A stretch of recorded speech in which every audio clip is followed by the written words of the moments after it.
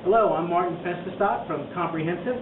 Today we're going to go over some of the finer points of our XLR cable. To start, does anybody have any questions I can answer? What are the differences between series of your XLR cables? Well, we have three different series of XLR cables.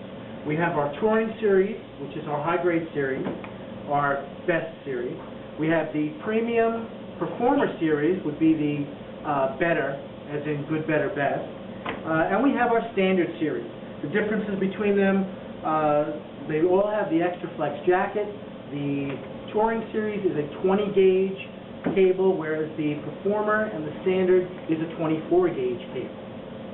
Where would I use broadcast-grade XLR cables? Using broadcast-grade XLR cables, which would be our Touring series, would be in TV studios. You would use them for bands that tour. Something that you might see a roadie in concert dragging from place to place. They can take the abuse of being slammed around, run over by this delivery truck and that delivery truck, and still deliver the great performance. You'll get the same kind of performance from that, but they're not going to be as rugged. It will be able to stand up to that.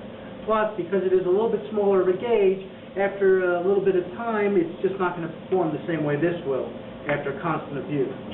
This cable, the Standard series, is typically what you're going to find in most of the music stores. And this is the stuff that when the kids buy guitars or organs, stuff like that, this is the kind of cable that they're going to be used for their garage band. It's inexpensive, it does the job, but I wouldn't recommend running over this several times with anything. Can I use the same XLR cable for an instrument as well as a microphone? No, you cannot. A microphone XLR cable, for example, one of these cables, is designed for microphone impedance. It's designed to work with that audio signal, whereas an instrument cable, and you'll notice most instrument cables are going to have quarter-inch ends, where your microphone cable will have an XLR end.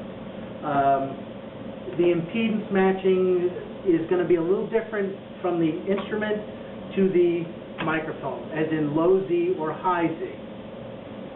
What is the difference between low Z and high Z? Well, it's basically the impedance.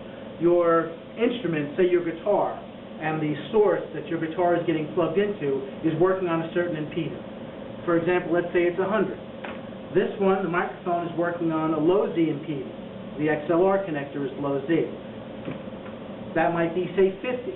If you plug the impedance in, say, a 50 to 100 or 100 to a 50, you're not going to get the same signal clarity or quantity of sound as you would with the other. It has to match up the same way your home theater speakers would have to match up in your system.